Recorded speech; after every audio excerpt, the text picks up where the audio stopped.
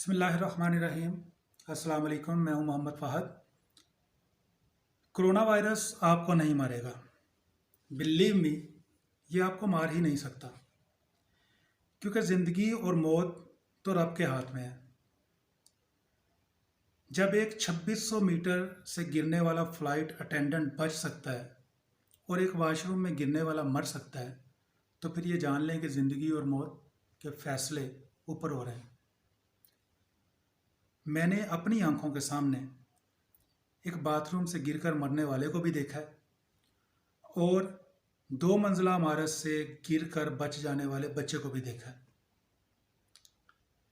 मैंने अपने सामने एक नौजवान को एक वैगन में सामने से टकराते हुए, जिस्म की 20 हड्डियां तड़वाते हुए, वेन्स कटवाते हुए और उसके बाद 3 माह तक हॉस्पिटल में रहने के बाद बच जाते हुए देखा है और अपनी टांगों पे चलते हुए देखा है। मेरी एक सिस्टर बीमार थी, तो वो हॉस्पिटल में थी, तो वहाँ पे इस नौजवान को लाया गया। आलम यह था कि उसके पूरे जिस्म को प्लस्तर कर दिया गया और वो सीधा बस सिर्फ बेड के ऊपर था। उसको सीधा ऐसे उठा के उसकी पेशाब पखाने की भी हाजत को पूरा किया जाता था और वो शख्स 3 महीने तक इसी तरह बेड पर प्लस्तर में रहने के बाद आखिरकार ज़िंदगी की तरफ लौट आता है और उस शख्स को अपने पाँव पर चलते हुए भी देखा। तो ज़िंदगी और मौत तो अल्लाह के हाथ में है। ये कोरोना वायरस, इससे हमें डरने की ज़रूरत नहीं है और ख़ास तौर पर मुसलमान को तो बिल्कुल भी नहीं है। डरने की ज़रूरत है तो सिर्फ उस एक रब से जो हर चीज़ का मालिक है, जिसके हाथ में ज़िंदगी और मौत है, जो हर रूह का मालिक है। डरने की ज़रूरत है तो सिर्फ उससे डरने की ज़रूरत है। कितनी अरबों की आबादी है इस दुनिया में, कितने अरबों लोग बसते हैं, लेकिन कोरोना वायरस उसे ही पकड़ेगा जिसे मेरा अल्लाह चाहेगा, और जिसे मेरा अल्लाह ना चाहे उसको ये छू भी नहीं सकता। मौत उसे आएगी जिसका टाइम पूरा हो गया, और जिसका मौत का वक्त नहीं है उसको मौत भी छू नहीं सकती।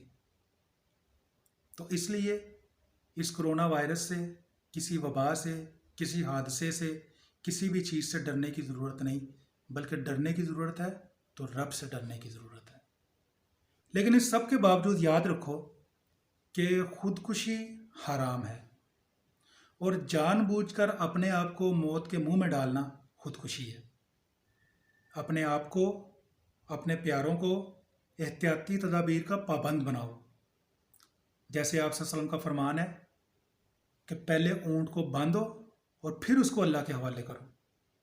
तो ये एहतियाती तदाबीर है ना, तो तमाम तदाबीर अपनाओ, फिर अल्लाह पर भरोसा रखो, इबादतों का एहतमाम करो। घर में वक्त गुजर रहा है, अपनों के साथ अच्छा वक्त गुजारो। इस वक्त को अपने अहलो याल की बेहतरी के लिए इस्तेमाल करो। जो इतने सालों की दौड़ धूप में, जो इतने सालों की मसरूफियात में अपनी मुआशी ज़रूरियात को पूरा करने के चक्कर में जो नहीं कर सके, अब मौका मिला है, वो सब कर लो। और मेरे दोस्तों, मेरी बहनों, मेरे भाइयों, अपने जहन को भी और अपने दिल को भी खुला रखो।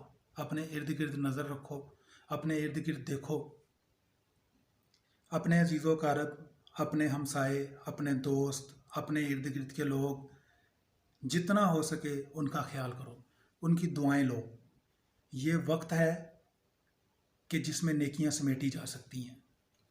ये अपने अंदर की नेक रूह को जगाने का टाइम है, ये रिश्ते निभाने का टाइम है, ये अल्लाह को मनाने का और नेकियां कमाने का टाइम है। याद रखो, ये वक्त तो गुजर जाएगा, लेकिन जो इस वक्त में जिस तरह से जैसा रवैया अपनाएगा वो याद रह जाएगा। ये वक्त तो गुजर जाएगा, लेकिन कहीं तुम पीछे ना रह जाना, तुम कहीं अपने हिस्से की नेकी लेने से पीछे ना रह जाना। इसलिए अपने इर्द गिर्द नज़र रखो और जो भी अजीज़ो कारब में, महल्लेदारों में, यारों दोस्तों में और आम लोगों में आपके इर्द गिर्द जो भी ज़रूरत रखता है इस वक्त, और आप उसकी जितनी अपनी इस्तात के मुताबिक हेल्प कर सकते हो, लाजमी करो और नेकियां कमाओ। घरों में रहो और महफूज रहो। पाकिस्तान पाइंदाबाद।